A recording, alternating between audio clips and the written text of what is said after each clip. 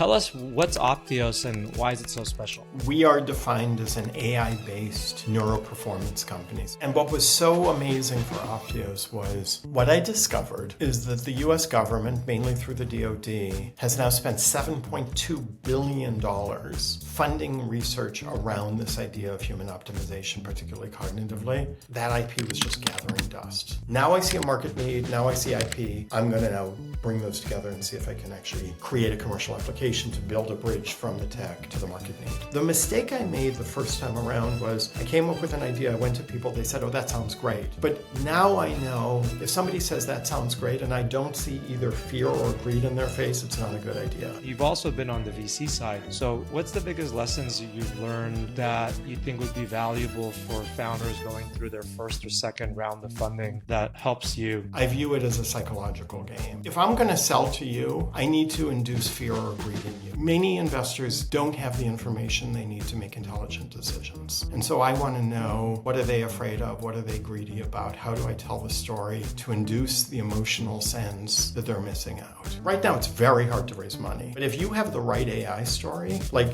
you're going to have 500 investors banging down your door. Welcome to the Agentic Podcast, where we dive deep with the pioneer AI founders reimagining business and the investors betting on them. We bring you the war stories, insights, and perspectives you won't hear anywhere else. I'm your host, George Vandarian, the general partner of Untapped Ventures, a VC fund that invests in early-stage AI startups. Let's go. Hello, everybody, and welcome back to the Agentic Podcast. I'm your host, George Vandarian, and today we have a very, very special guest with us. He's a dear friend of mine. He's a Harvard-educated doctor. He's had 4 companies, multiple exits, in the aggregate of $650 million of exits, delivering anywhere from 5 to 90x return for his investors. Co-founder and CEO of Optios, a neurotech AI company, and I'm really, really excited about this conversation we're going to have because, as you guys know about me, I'm big in neurotech. The reason for the name of the fund, Untapped Ventures, is based on helping humanity reach our untapped human potential. And the starting point for that is really in the mind, and better understanding the mind, the brain, and being able to become the best version of ourselves as humans to be able to create a better planet and a better civilization going forward. So with that said, I'm really excited. Let's welcome David Bach to today's episode.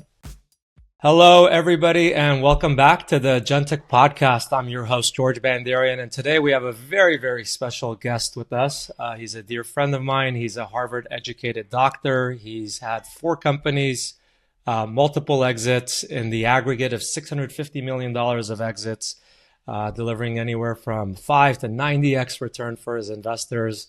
Today, he's the co-founder and CEO of Optios, a neurotech AI company. And I'm really, really excited about this conversation we're going to have because, as you guys know about me, I'm big in neurotech. The reason for the name of the fund, Untapped Ventures, is based on helping humanity reach our untapped human potential. And the starting point for that is really in the mind, and better understanding the mind, the brain, and being able to become the best version of ourselves as humans to be able to create a better planet and a better civilization going forward. So with that said, I'm really excited. Let's welcome David Bach to today's episode. Thank you, George. Hi. So great to have you here today. So I like to just dive right in. We'll go back into learning a little bit more about your storied career, but tell us what's Optios and why is it so special?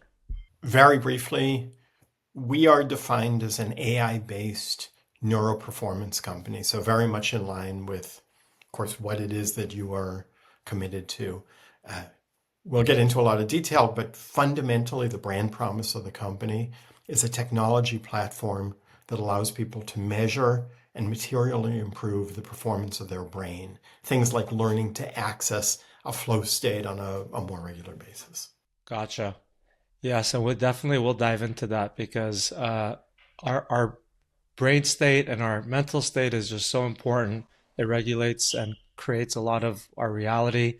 As you know, I asked you to give me a couple extra minutes so I could meditate before our call because I wanted to be in a flow state and in the best state that I can be. But let's step back and get to know you a little bit. Tell me a little bit about your life journey and how you ended up at Harvard. Were you studying to become a doctor and you wanted to be a physician? Was that the goal, or what was the goal that led you to Harvard? And then how did you go on to create these companies? And tell us about these companies.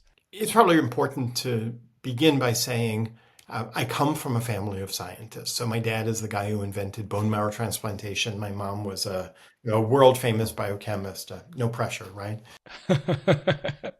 So just as a child, the world I grew up in was the world of science.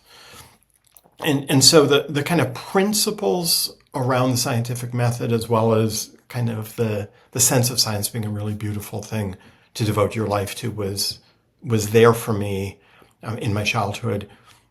When I got older and I went to college, I think a lot of the reason I became a doctor, frankly, was just kind of my childhood. I mean, that was pretty much what was expected of us. There's a joke among Jews that, in the Jewish tradition, there's an argument among Talmudic scholars about whether you should consider a fetus viable or not before it's graduated from medical school. And so, I think in retrospect, it wasn't like there was a sort of a profound passion driving me as much as just kind of this cultural expectation. And so I did that, and I did science. And I think that part of my life was really very much just kind of, following in what was expected of me. And I should tell you, we've got a lot of science and medicine in my family. And then after a while, something in me, as I was kind of seeing patients and working in labs, was just screaming at me saying, this isn't what you should be doing. It just, back then, this isn't true now, but back then it was a pretty secure profession, but it just didn't nourish my soul. And so I left, and I just said, I want to, go into the business world. And it's funny because when I left, it was a really kind of, from a societal perspective, it was considered to be a really stupid idea. And so it was like the beginning of a journey in which I'm kind of trying to find, what the Buddhists call my Dharma, the thing that I'm meant to do on the planet. And the funny thing is the timing really worked out well, because when I left was right at the inception of the emergence of the health, the sort of the true healthcare industry, both on the kind of, provider side, hospitals and physician groups, and also a lot of what was going on in the kind of medical device and pharma world. And so I kind of went into that space along with 7 of my medical school classmates. There were 150 of us in Harvard Medical School. We left right as it was beginning. And because we went in and we were like the only doctors in the space, we were just able to ride this incredible wave. And, I don't know why, but I've been very fortunate in my life to, maybe it's clever or maybe it's luck, but I've had good timing in my life, and so all 7 of us have ended up kind of doing really well in life. Actually, Peter Diamandis, who is a friend of yours, he was like, he was in my medical school class, and actually we were roommates. So but all of us kind of ended up just riding this incredible wave. So, I actually got a job at a consulting firm, and then I became a partner at a venture capital firm, kind of doing the work you do. I kept kind of, this is close to right, but it isn't there. And then I left the VC firm. And all of these times I sort of leave a really good opportunity because I'm trying to find my passion. And then I started my first company, and I was like, oh my God, I found myself. You invest in people like me, but, I think I have that particular brand of mental illness that you need to just love entrepreneurship. And so, I found myself, and what I really have discovered is my gift and my passion is this kind of trying to find the intersection between interesting stuff around medicine and science and the commercial world. And so I'm probably not the best scientist in the world. I may not be the best business guy in the world, but I do think I'm uniquely capable of kind of putting one foot into each of those worlds and creating a bridge. And it's been a wonderful journey. And what I will tell you is Optios is kind of hands down the coolest, most exciting venture I've ever had the privilege of participating in. Yeah, so let's jump into that. And then if we have time, maybe we can back up and learn a little bit more about the other adventures along the way that led you here. Certainly the lessons learned, we'll want to extract the lessons learned if we don't get into the details of the nitty gritty of what each of those companies did and all that. But so the Optios story, and again, for full disclosure, we're an investor and we're a very happy investor in Optios. But the journey starts with DARPA developing some technology and then you coming into the picture. So walk us into that. It's funny when you talk about the journey, it begins before I start the company, and it's actually grounded in that question of lessons learned. Okay, awesome. My first company ended up being a 5x return, but it was pretty brutal. And the thing I learned from that company is not to do the thing that every entrepreneur does, which is to fall in love with your tech. So in my first company, I was a classic entrepreneur where I had an idea that I knew was good for the market. And I didn't really care what the market told me because I knew it was the right kind of product for them. And, I went through exactly the same journey everybody does when you do that. And so beginning with my second company, and now I think I've done this 3 times, one of the key mantras I've discovered is that you have to begin with an understanding of the customer before, or at least for me, you have to begin with an understanding of the customer and the need before you start a company. And so for this company and the last one, I actually spent a bunch of time doing market research, some of which is kind of formal, hire a market research firm and do surveys and the like, but much of which is just interviews and focus groups. And what I have come to believe, at least for myself, is when I start a company, I want to deeply understand the need in the customer. And it really comes from talking to people, looking at them when they speak, and seeing a need in their face. And so the mistake I made the first time around was I came up with an idea. I went to people. They said, "Oh, that sounds great." But, now I know if somebody says that sounds great and I don't see either fear or greed in their face, it's not a good idea. So not necessarily a check and a commitment, but you're looking for a visceral emotional reaction. That's right. I am looking for an emotional response from a potential customer where it is like, holy shit, if you do this, I will give up my first child to buy this product. And until I see that reaction in a customer's face, at this point I have a discipline where I won't start a company. I think, we're mainly a B2B company. So, for us, that's a business, but we have to speak to something which is a sort of a profound need. And, when you get to that, we were talking about the flow state, what I learned from the focus groups was this notion of being in the flow state is something everybody understands. Everybody also understands what it's like to not be in it, to kind of be on, what they call a tilt state. And the visceral hunger to learn to understand and access that state was so profound. What became clear to me is if we can go to people and say, we will help you reliably access that, people will do anything for it. And so that was part of the market research. And then there was also, this was 5 years ago, you saw the emergence of Fitbit. It preceded really the Apple Watch. But, you could see that this whole kind of biohacking world was taking off. So 50% of my work was really on the customer side.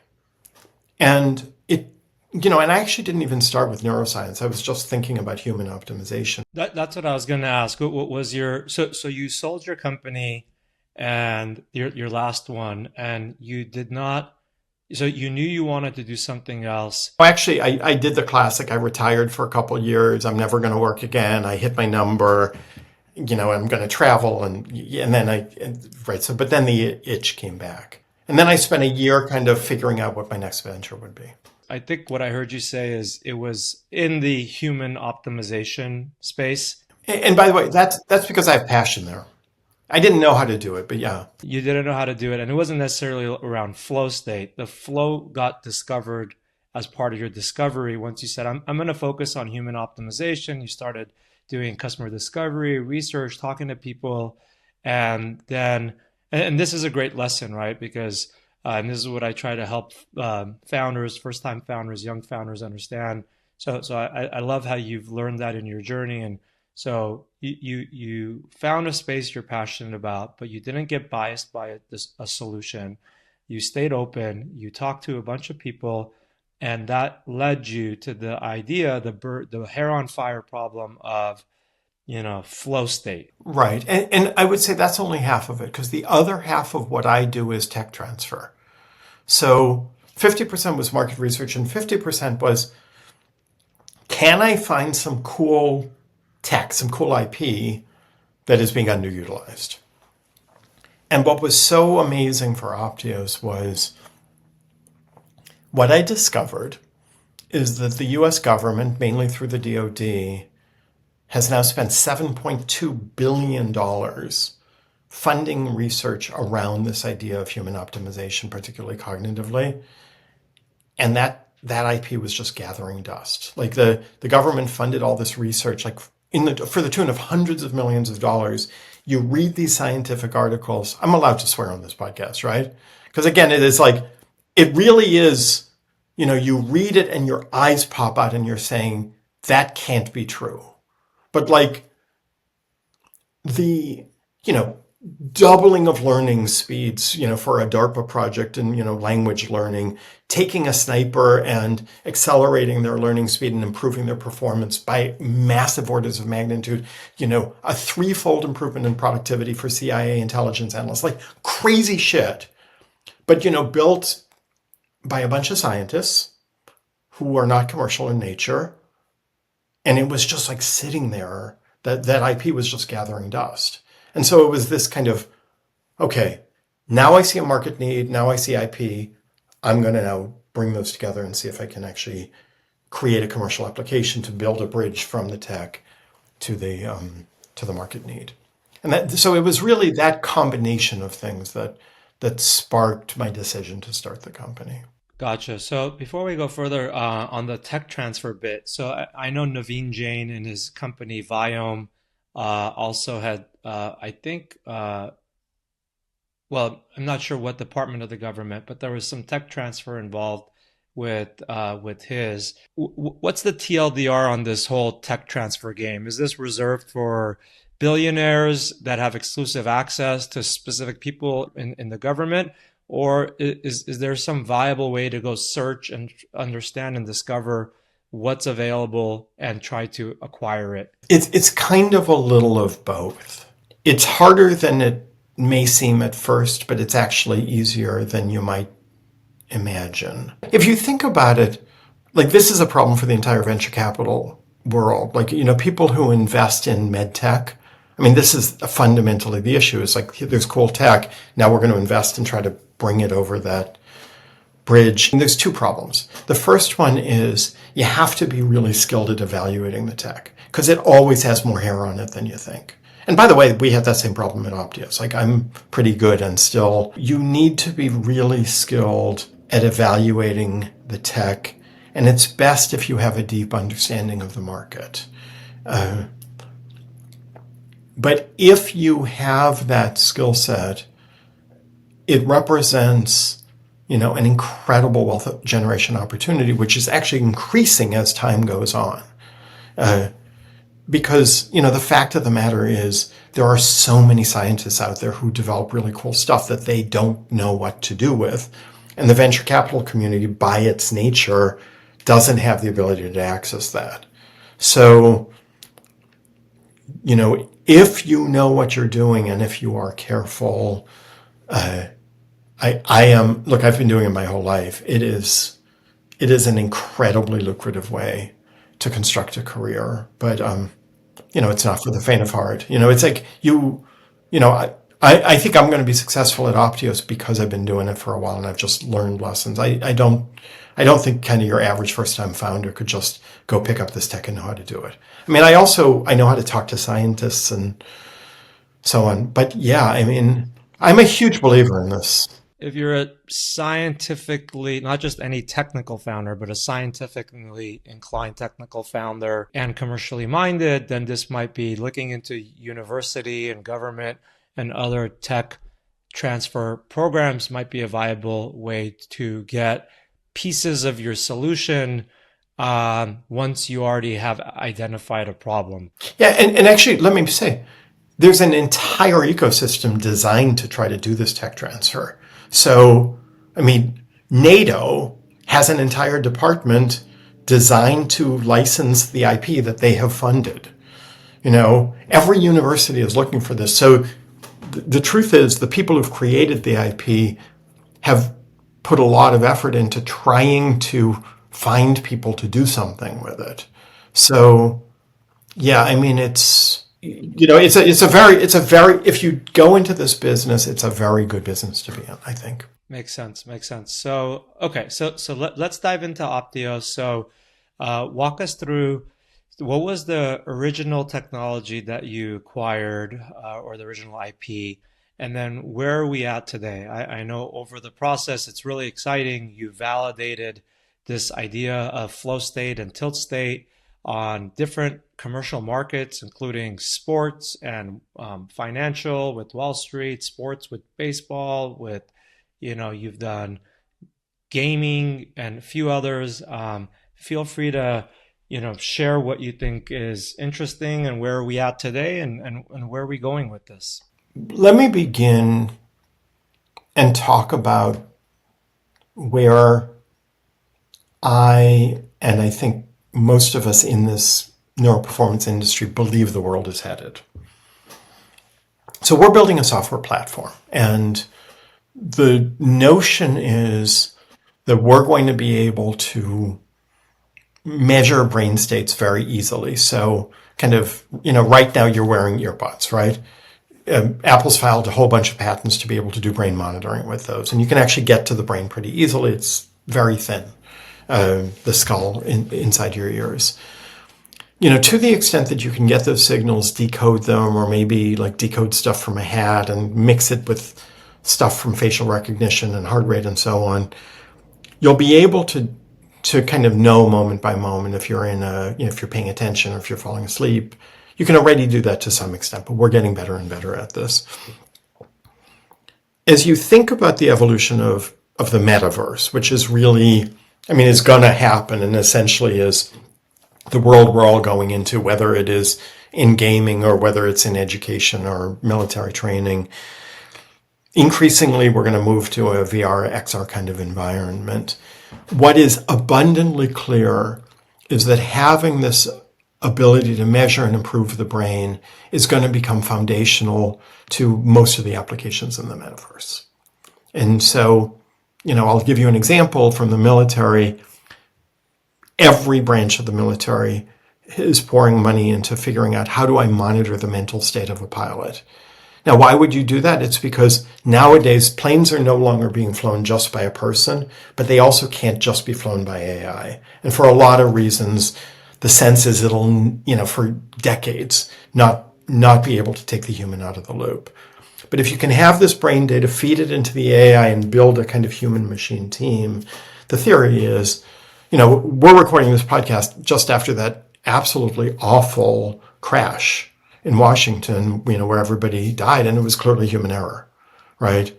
And so that kind of thing happens in the military a lot. So, in essence, they've concluded we need to do this. And I will say, by the way, the Chinese military is already ahead there. In the gaming realm, which, half of the world is involved in as a customer, if you can know the state of the player, are they engaged, are they excited, you're going to be able to modify the game with AI and the like to make it more engaging, to make it more compelling. Meanwhile, the users are always trying to get better. So to the extent they can know, am I in a good state, will I get better? It's going to be part of it. Now, it won't be part of it until you can just throw brain monitoring into a headset. And so you've just got that and it costs, pennies to have the data. But when you do, it is very clear to me it's just going to become part of the world, the same way nowadays heart rate monitoring is kind of everywhere. Okay? So that's the direction we're headed in. The original use case was with snipers where, they measured the difference between an expert and a novice, found this flow state in the experts, showed you could measure it with a headset, showed that by giving snipers feedback about it, they could learn to access it, accelerating their learning.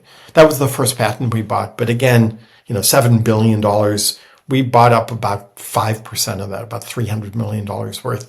I will share for a total cost of $15 million because, like I said, it was gathering dust. Fortunately, today, that's worth a lot more just because of our timing.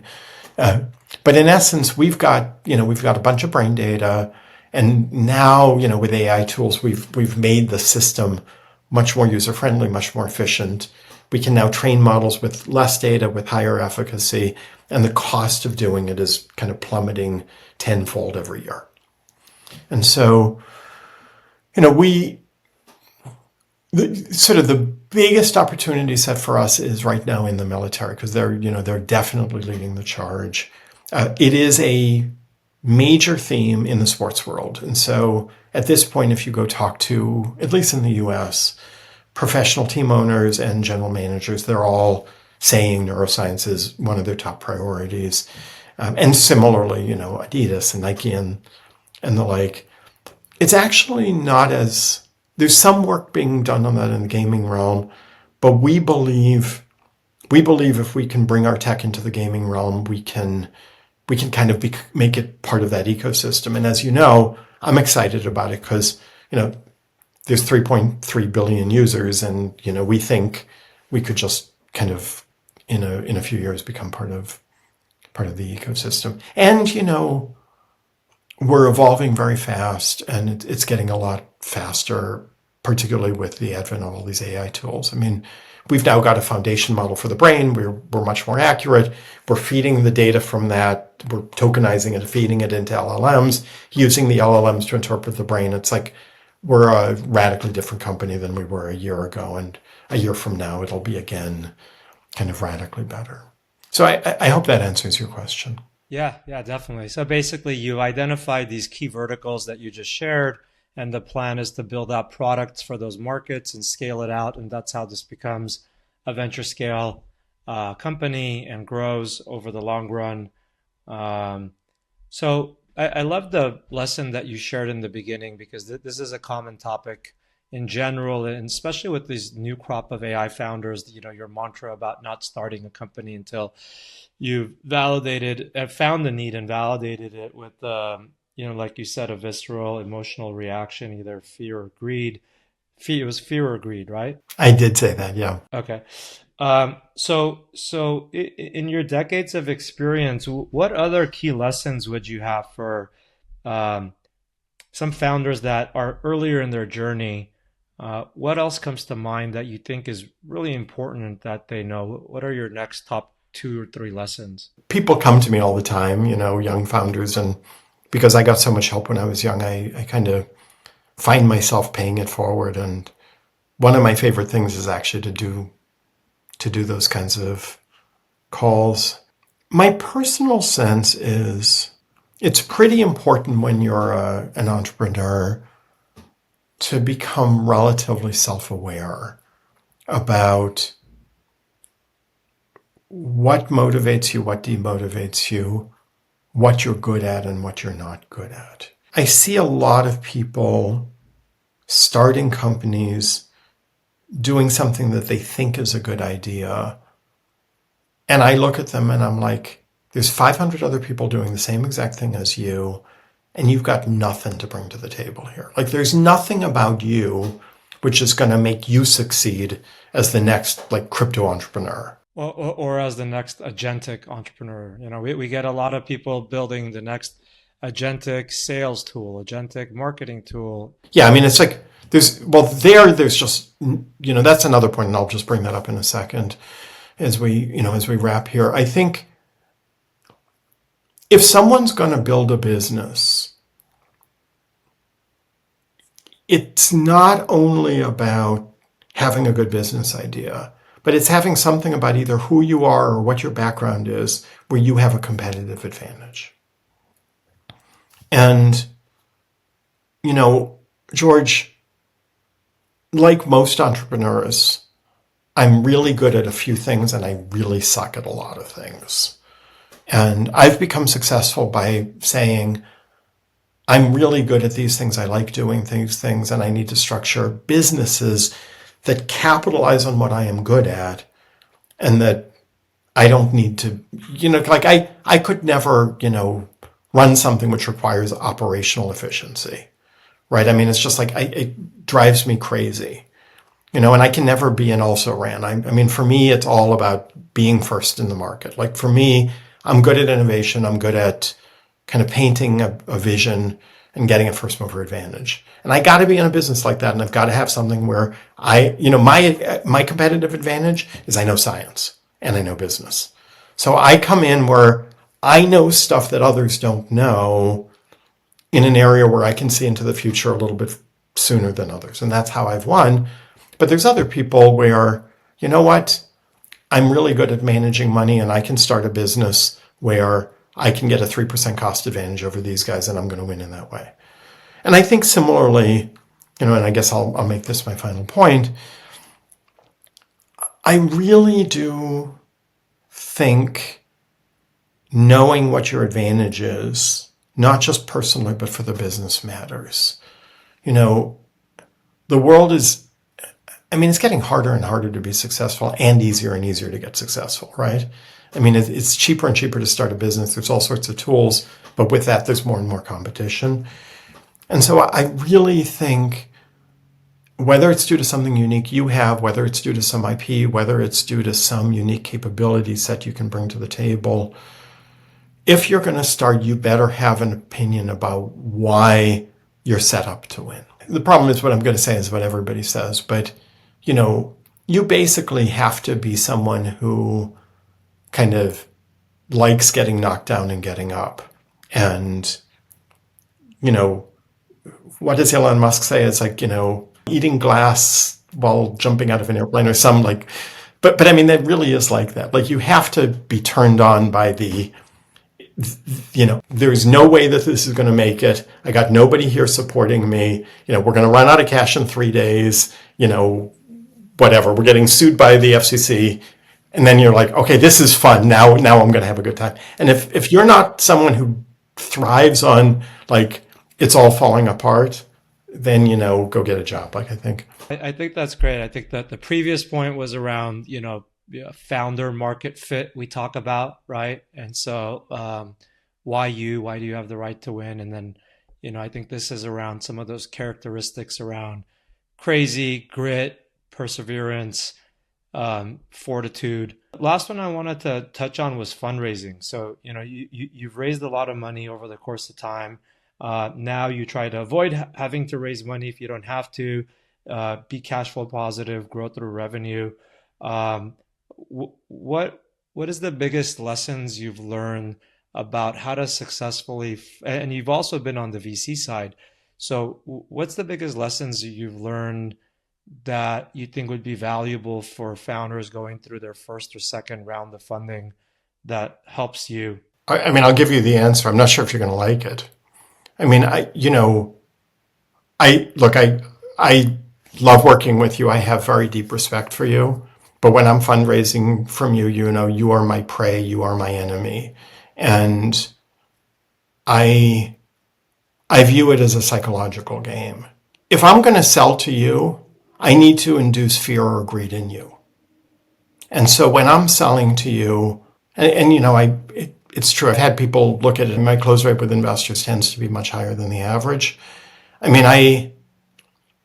I sort of work on the assumption that many investors don't have the information they need to make intelligent decisions. And they're going to operate by whatever rule set they operate on. And so I want to know, what are they afraid of? What are they greedy about? How do I tell the story to induce the emotional sense that they're missing out, right? If they don't invest in me. And,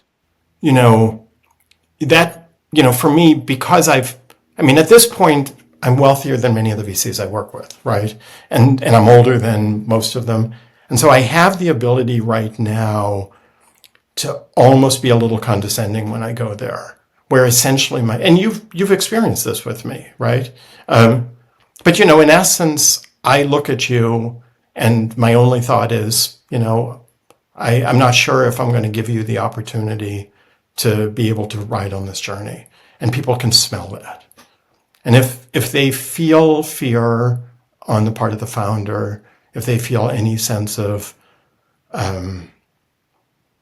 supplication, they run. It's an unusual perspective because, normally the balance of power is very much where the VC has all the power. I'm the guy with the checkbook. I get to treat you. And I never speak to an investor like that. My attitude is entirely like, I'm the power. I'm the one who has the ability to make you money. You are replaceable. I've got 1,000 more of you where you come from.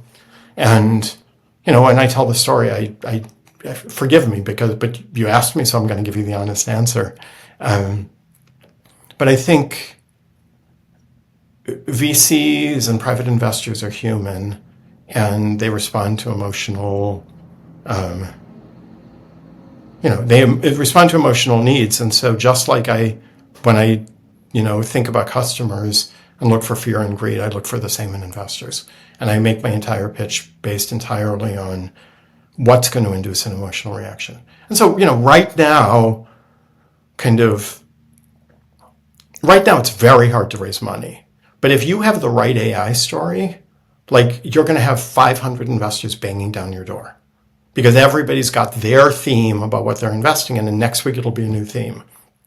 But if you're their ticket to get their 50x or their 100x and make their fund big, you're going to get it. No, I love that. I think it's great advice. That last bit was worth its weight in gold. So that's a great way to close off. I know you need to hop to the next thing, but I really enjoyed that. And I think that there's a lot to be said there. If we just summarize the key points that you made for founders, if they do those key, I think we talked about 4 or 5 key points, it will allow them to then fundraise and be able to have a company that's deserving of fundraising, manage the fundraising process, and then be able to grow from there. So David, thank you so much for sharing your journey and insights and passion with us, and more about your and Optios' journey. Excited to follow along and see what's ahead. And for those listening, I'm sure that David's wisdom has sparked a lot of ideas, and maybe reevaluate what you're doing and how you're doing it, and who you're doing it for. So to our listeners, thanks for tuning in. Don't forget to subscribe, share, and leave us a review. And if you're an AI founder, we're aggressively investing in the space at pre-seed and seed. Feel free to reach out. And until next time, keep reaching your untapped potential.